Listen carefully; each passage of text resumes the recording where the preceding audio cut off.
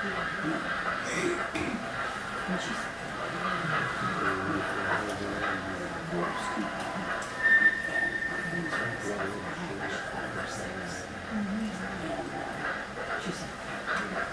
I did was I took a couple of different presentations that I made, put them together and added other things to it. And this is it. This is the start. This was in New York Central at 7th and John. And it wasn't until I came up with a nice map that showed a turntable down there. I said, somebody told me there was a turntable down there. I didn't believe them. But with the map, I believed it. Notice it says the wall is dilapidated, which means when this map was made, the station, the turntable, the roundhouse was already going to pieces. And this was, let's see, 1890. And this was the second Big Four station under construction. The first one burnt. There was a long story about that, and I'm not going to bother going into it. But that gentleman burned it and made a run for it, didn't work. Now this was the CCC and STL, and down there is the station. Right there. And it's already completed at the time this came out. There's a locomotive going backwards that said CCC and STL on the cab. And this was a typical 1900 track gang. And that was my grandfather.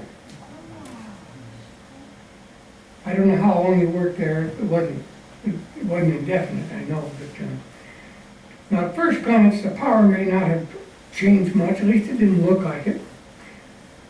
But locals were now using coal, and they were bigger, stronger, and more powerful. 1907. Now this is the 1912 map of the CCC and STL yard in South Anderson. And really it's pretty much the same, except you don't have the roundhouse and turntable. And a lot of the details that were in this is no longer there. In World War I, the Photo Red Cross workers were taken at the Big Four depot. And this is what they looked like. Now, did they have candy bars? No. What did they have? They had apples, oranges if possible, but they had fruit. And in 1923, his prayers were rewarded. 53 years as an engineer with no accidents.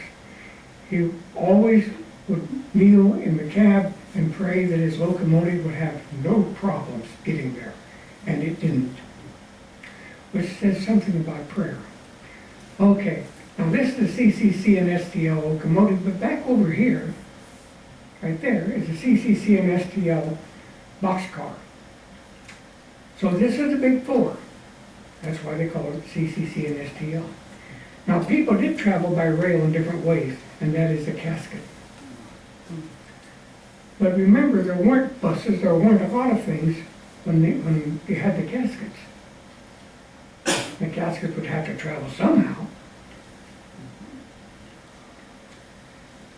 The crack passenger train that graced the rails was the Southwestern Limited. It operated from St. Louis to the east and New York City and Boston. And New York City and Boston back through Indianapolis to St. Louis. That's the 1937 New York Central Flyer, the picture. Now this is World War II. Oil used to go by ship. Well, there were torpedoes back then. So they came up with a tank car, and they hauled oil from everywhere. Now trains grew longer and heavier, and many times they'd use two locomotives, especially on passenger trains, where they wanted that speed. They'd have two locomotives, and I would call it double headed. Is that that bad one again? Is that that bad one again? And there's a man on the engine filling the sand dome. Oh, what is sand used for? Oh my goodness. Must be, oh, it's used to increase the traction of driving wheels when they might slip. And it's not just ice, it's, they'll be pulling up heavy weight. The Mohawk was large. Now we're talking New York Central here, but the Niagara was larger. Now notice the Niagara, all of these things are down compared to where they're up there. Well, the New York Central had a problem going under bridges. So they had to make it match the bridges. Now this is a hoop up at Gridley. That's where the guy stick it out and another guy stick his arm in it and take the message. They had one for the engineer and one for the conductor. They both had to agree. And hopefully they would read them. Now this is Gridley Tower, happened to be taken in 1956. But this is right across the bypass, or whatever they call Scatterfield Road now. They tore it down, the location is still there. Now, this is the way it looked inside. What you don't see here is what you're going to see in the next photo. I hope.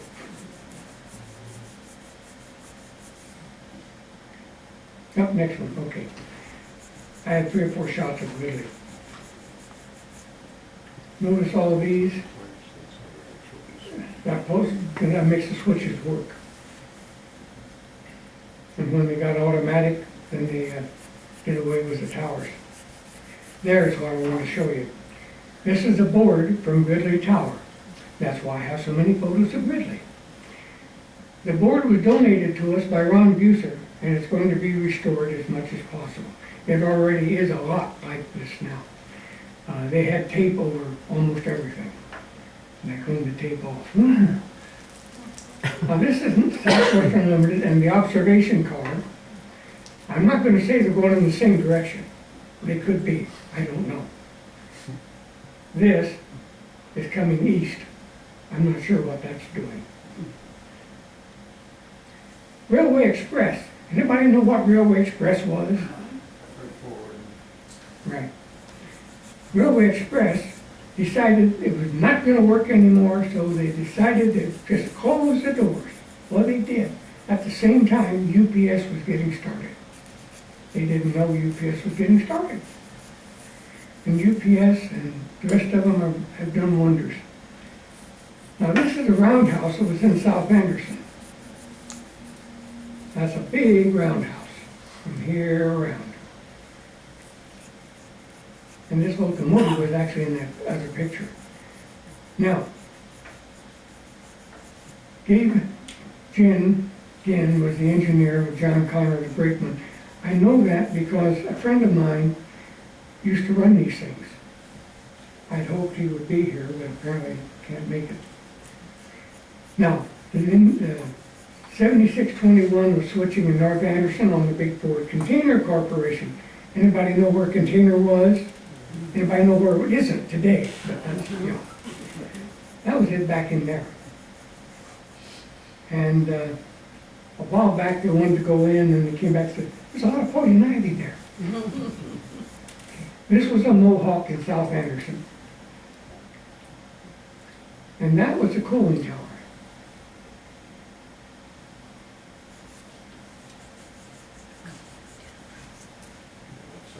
And here you had 1, 2, 3 locomotives. You had one, notice these are all switchers, set up for switching. That one was used to pull freight. Now this is a Niagara, and it leads a passenger train into downtown Anderson. That's an interesting tower there. It's not where I thought it was. I figured it was an open space across from a building, but it wasn't, it was up above. And this was by Peterson Lumber. Now, does anybody know where Peterson Lumber was? Okay. Right now, there's nothing there.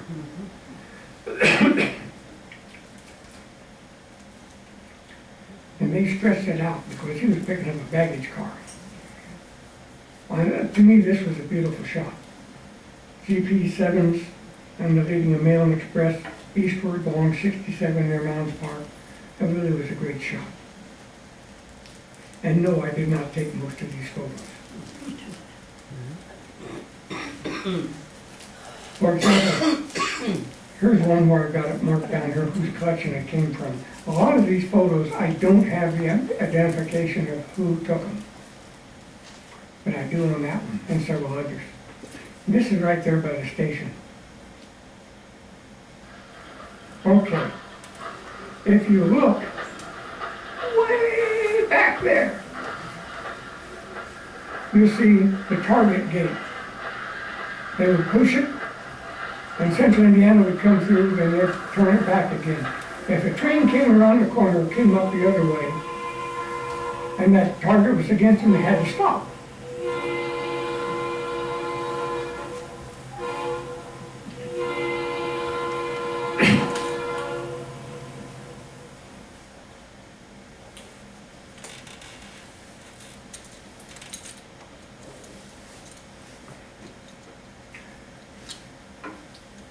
The New York Central basically used these locomotives for freight. Those are F units, freight units, F units. Whereas others used a different style of locomotive. Now this one was a nice picture of 3 Big 4 cabooses, and there's not a one of them that has an onboard John. Don't ask me what they did, I don't know. Now this is the roundhouse after part of it was torn away. Cut to 8 stalls.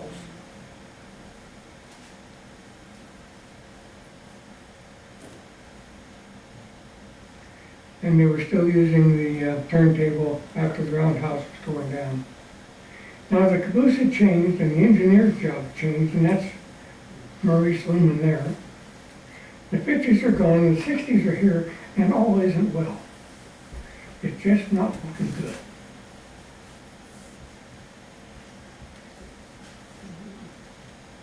Look at the locomotive. How dirty it is, cruddy. And down there's that picture I told you about. It looks good until you realize there's 2 locomotives in one car. The poor guy had a terrible time controlling it. Big 4 station today looks good. Looks like it never did.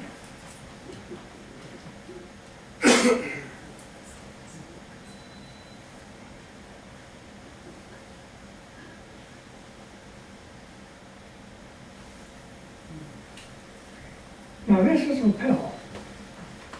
There's a couple seats down here, there's seats right there. The Central Indiana Railway Depot looking east. The industry behind it was a lapel cannery. Not very there today, but they work on this picture was taken. Central Indiana Railway heavily used locomotives. And here's a Pennsylvania, you can tell by the hump on it.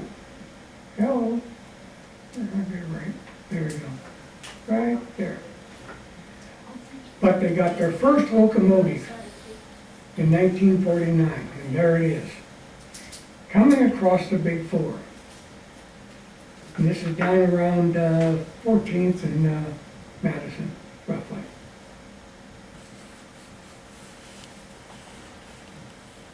Now here he is at Cincinnati Avenue, and that's Peterson back there, and this is Lambert over on this side. Down here he's in Firestone. They really used that locomotive. And it was a good one. Now this is the interior shots of the Central Indiana's Maud Walker. I took these shots. It was absolutely dark. I couldn't see anything. I just put up the camera and shot. And guess what? They came out great. I love them. There's a couple seats down here in the front. Come on down. What year did you take these pictures? About 4 years ago. It was in a barn, no lights, nothing. And I was absolutely blind when I took them. Now that's the Mort Walker up there.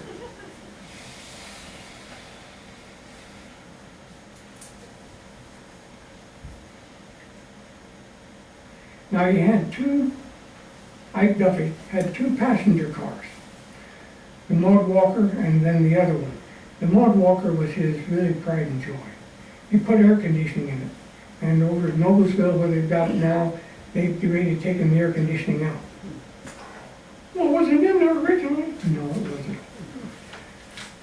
Okay, this again is lapel. Now these shots are from the Central Indiana Railway.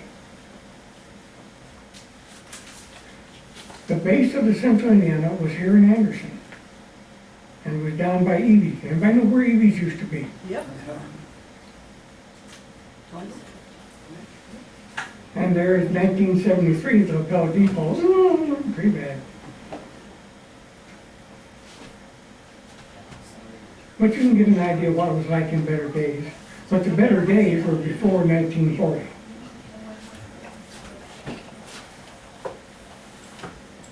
Now, this was built in 1967. It's one of 50 cars. It was just painted up for the Central Indiana Railway, number 67. Central Indiana got this, and they had the new locomotive. And it lasted past the death of John, I forget. Anyway, this is the same depot. One is the nickel plate, that's the upper one, and the lower one is the Norfolk and Western, when the Norfolk and Western took over the nickel plate. Elwood Nickel Plate Depot. That's a Ron Stuckey photo. And it was kind of, and it's not, the screen that's doing that, it looks wavy. I don't think I would have trusted it in the rain, but anyway. This is 1985, was it 765? And nickel plate, that's a nickel plate Berkshire coming through. You can't really see it, but it's there. And this was in Tipton. Now this is 587. I took this shot up in Ellick. And in 1992, they ran the Norfolk and Western 611 through. And I was just down the road, I was piddling around with the camera. All of a sudden I looked up and it was on top of me. Boom. That's the only shot I could get. No tender, just the locomotive. Now, this is Pennsylvania. Many people don't remember this station. But this was down where there isn't any road anymore. They tore it out and they put in a jobs spot. This was down at 5th and Main. Now, this was the depot. Then they made a freight house out of it. Built a new depot. Then they shut down the new depot and they came back here and they made another depot out of this. In the meantime, they sold the other one. Well, nobody liked driving uphill to the bar. So it suddenly caught fire in the middle of the night. And there was a nice days when it looked good. It really amazed me to see that there. That was long gone by the time I came around. If anybody remembers, this was the building, the booze place, the bar, the bottling company. And just down in front of it was the jail, but you can't see it in the picture. Now this was the Wendell Wilkie Special, and it was just north of Anderson on the Pennsylvania. And there is your line which controlled the switches. And that was a long way from the tower.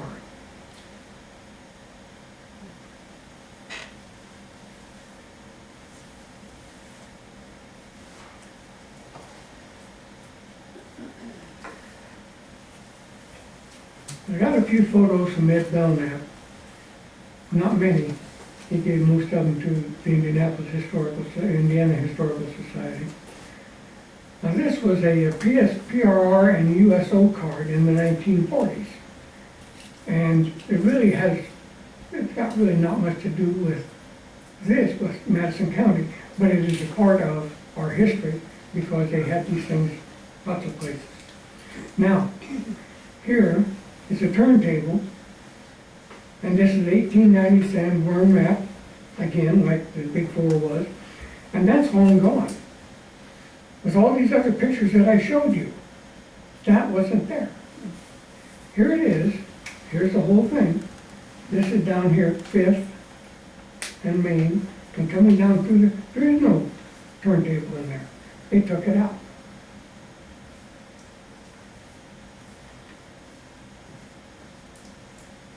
In fact, that's what I said. And these shots are in the yard near downtown Anderson. Well, actually, it was downtown Anderson.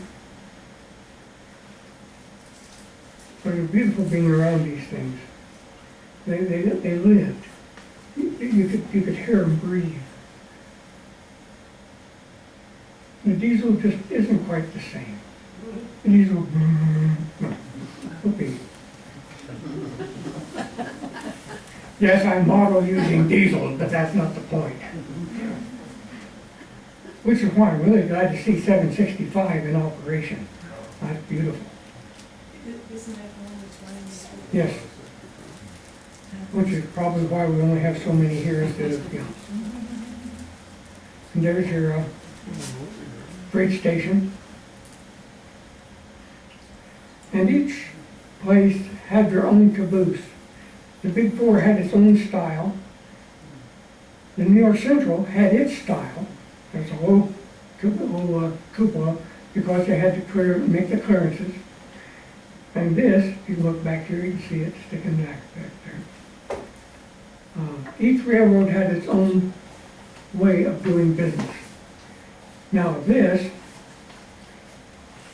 anybody know where Delco Tower was?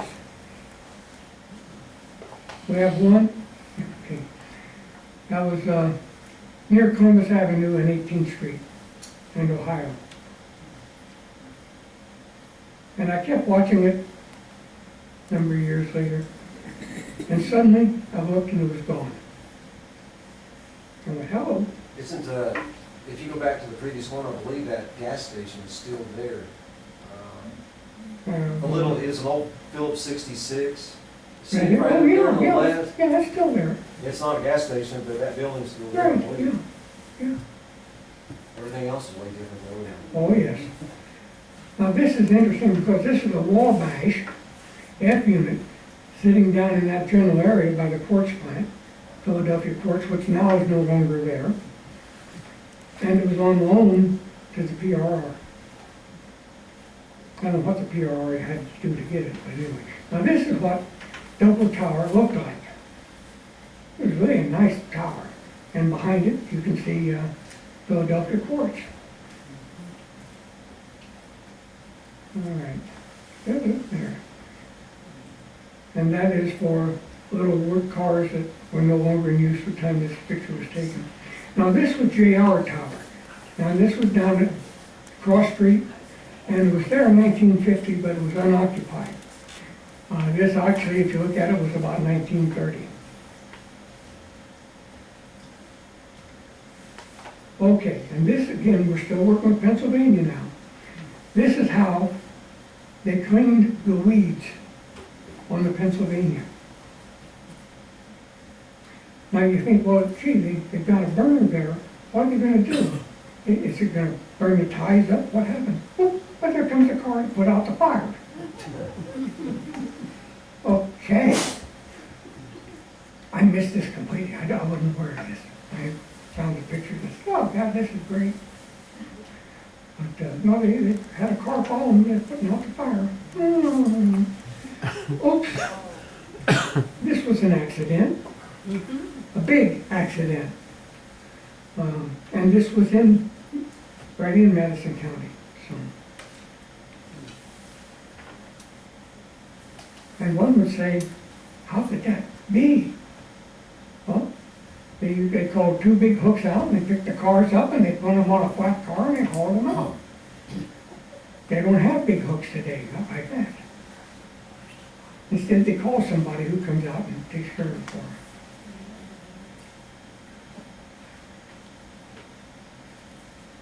Now, this tape was taken down in Richmond, Indiana. And it was really a nice shot. And again, it's Pennsylvania. We went to New York Central. We went to Central Indiana, Nickel Plate, and now we're in Pennsylvania. And there is the depot. And this was a train that came in from up north. It was carrying a lot of people that were going to ride the CI.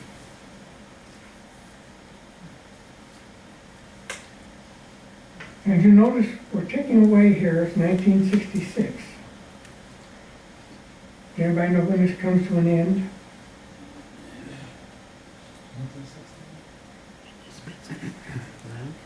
Did I hear somebody say, what, 68? 1968. Yes. I took this picture. Ah, really terrible. But I had another one, I lost it. I don't know what happened to it. But I had a little bitty camera. And I was at this North Anderson, I was on Broadway, and took a shot of it, and I got it. Now this was the Frankton Depot. Notice it's boarded up. That's from 1978. They moved it across the tracks. Well, the tracks only go as far as Frankton now anyway.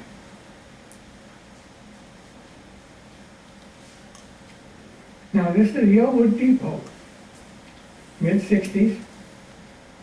You got one guy standing there waiting on the train, and that's bad. All of that is long gone. And this is the last Penn Central passenger run northbound through Elwood on April 30th, 1971. The photo was taken by Marvin Krim.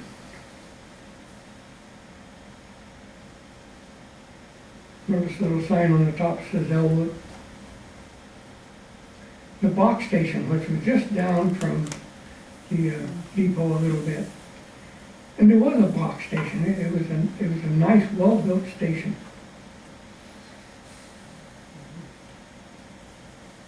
And it sat right on the crossing of Nickel Plate and Pennsylvania. February 1st, 1968, Penn Central was born. Now, you get a lot of strange looking locomotives. This was a Pennsylvania locomotive. And the New York Central and the Pennsylvania were history.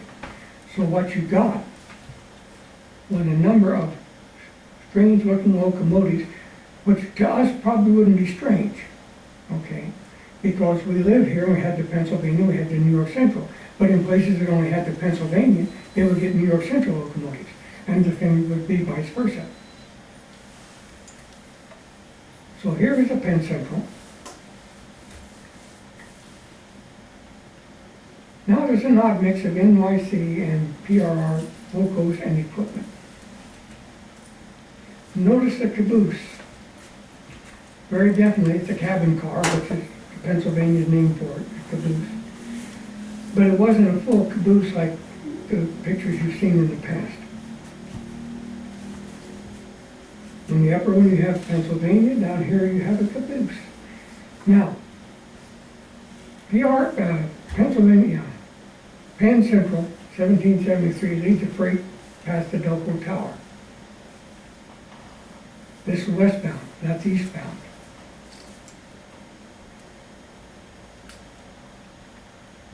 Track was bad.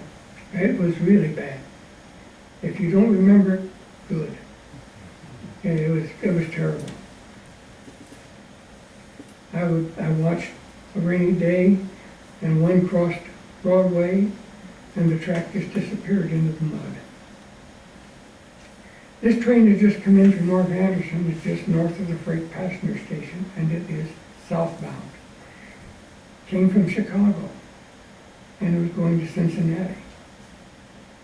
And this line was used primarily for the passenger runs. Now the dispatcher, this is a nice shot, the dispatcher's board. You have all the stuff, all the lights up above.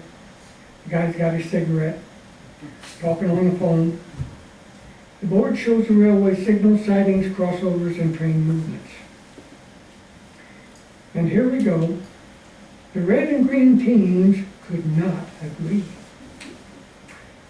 Green was going to win. It was going to win, and the New York Central wasn't going to let it. That tells you something right off the bat. That's why they had Penn Central bankruptcy. They both needed to abandon track and trim personnel that the Fed and state would not approve. Where they had duplicate rail lines, they had to keep duplicate rail lines. Well, April 1st, 1976, saw the Big Four Main becoming Conrail. Conrail took over, and it really had a problem, but by that time, the feds were much more lenient. And this is Grizzly Tower, 1978, and there is a Conrail locomotive going by. And I got another picture today of another Conrail locomotive. I did, good shot.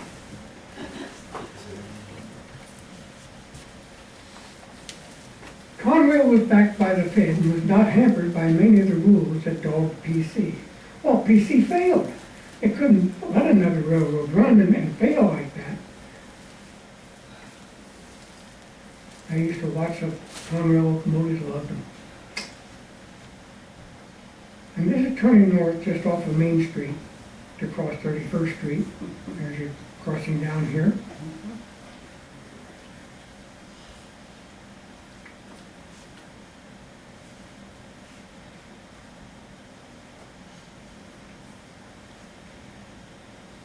Maintenance away train, I just happened to be out in North Anderson, and it was coming on just before it got to Cross Street. I took the shot.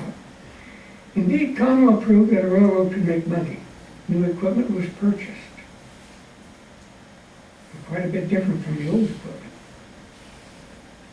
Track was maintained and improved, to the point where when CSS took it, they said, "You guys are overworking your track." Whatever. Track was maintained and improved, and freight was moved. Beautiful locomotives, weren't they? They were laying new rail. They had a ballast edger and a rail grinder. Those are modern-looking tools. They were modern-looking tools.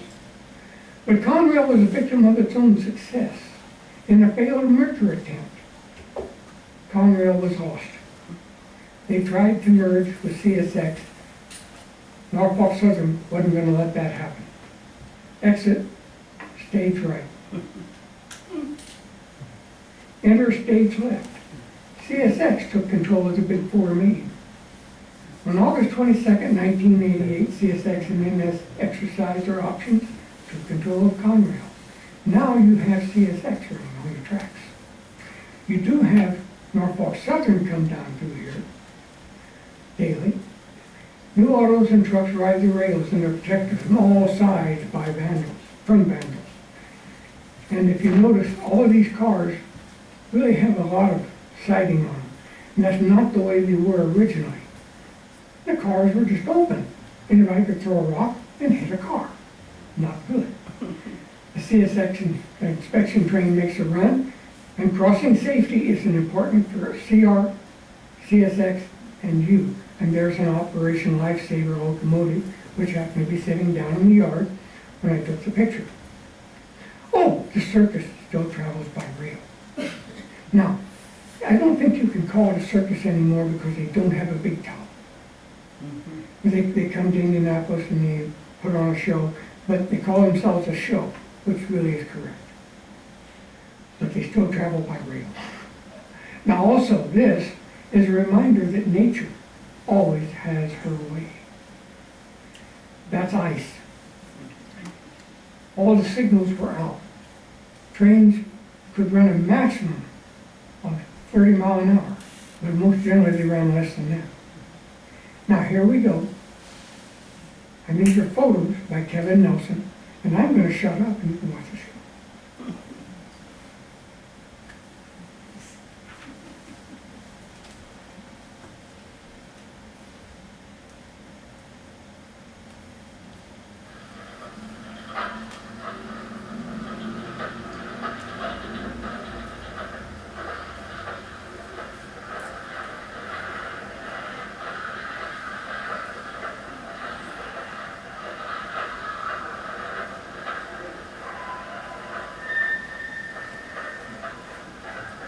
That's the CIW, Central Indiana and Western. That's what took over from the old Central Indiana.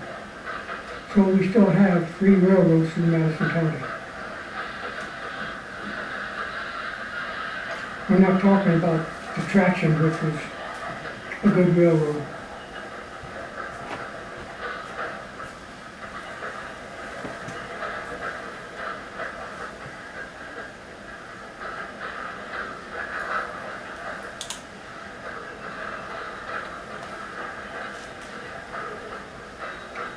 Anybody notice driving around with great big wheels that just slowly turn?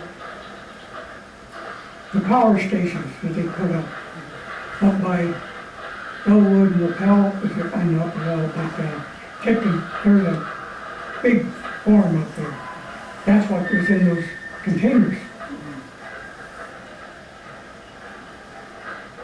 Now this, of course, is Norfolk Southern.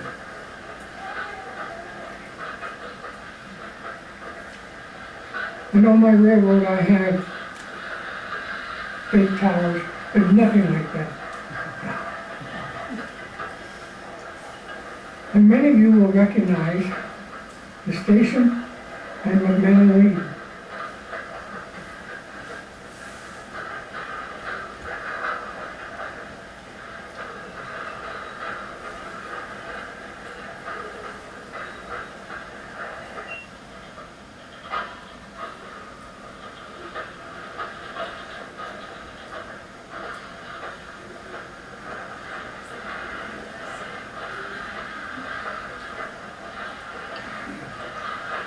This is at 32nd Street, just this side of Columbus. The yard is straight back there.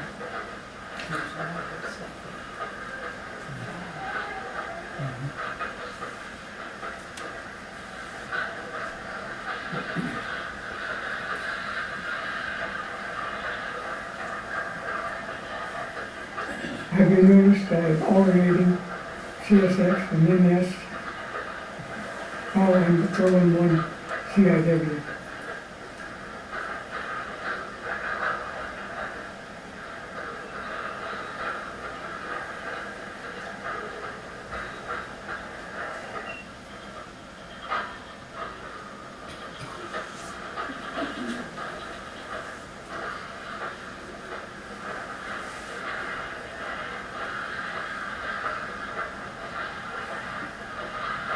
Well, we hadn't had a Conrail engine, just had to have a Conrail.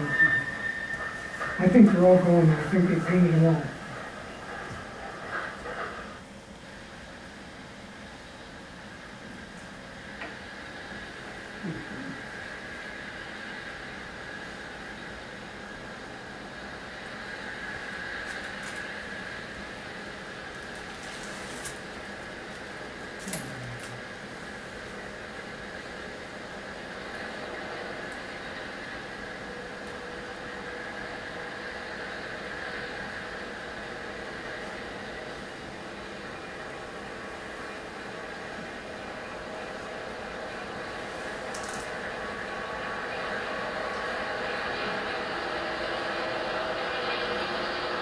By the way, I do not have a red pickup truck. And I saw I tell you, that was somebody else.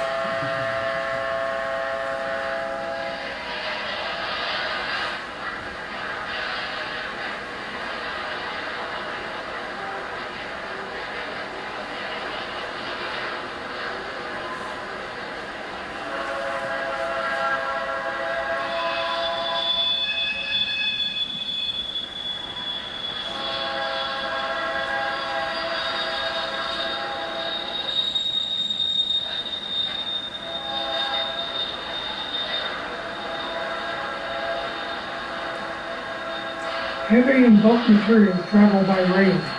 In fact, the railroad hauled more tonnage today than in World War II and the 50s. They do it with fewer trains, but they are longer and heavier. And if you get stuck by one as the locomotive just go by, you might as well put your hat on because it's going to be a while. Now for some previews. Traction days. These are slide presentation. These are PowerPoint presentations I've made up. Traction was what we did here until the 1941. It lasted roughly 40 years, a little more than 40 years. It was beautiful. Central Indiana Railroad, I have a presentation on that one. I love this shot, the guy sitting down there over the tower. Beautiful. Avon Yard. Seems like Morris Loomis took me down there several years ago. And right after I took all these shots and got it all together and made a nice presentation, darn we didn't start changing things.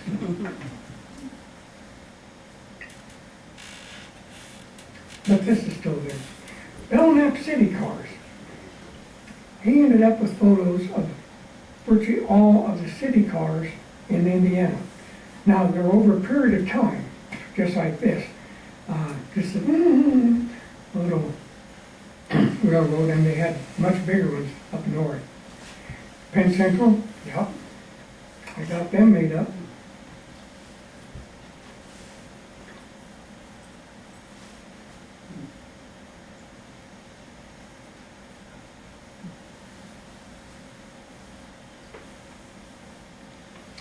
Oh, now this is something that some of you may be interested in. We have a layout or two in the basement that you might want to see.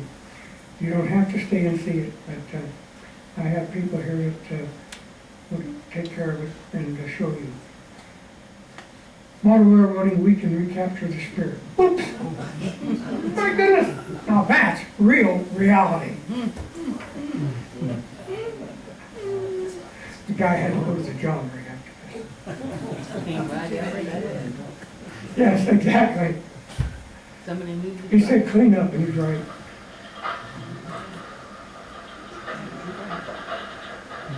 You don't have any pictures of your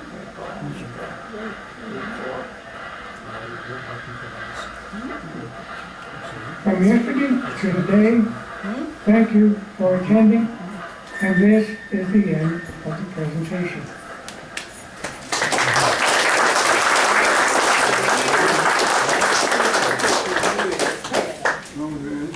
Now, anybody who's interested, the two gentlemen back here that just stood up are going downstairs, and they're going to show you the layouts. If you're interested in going down, you don't have to, but you can go down and see the layouts. That might be an interesting thing for you.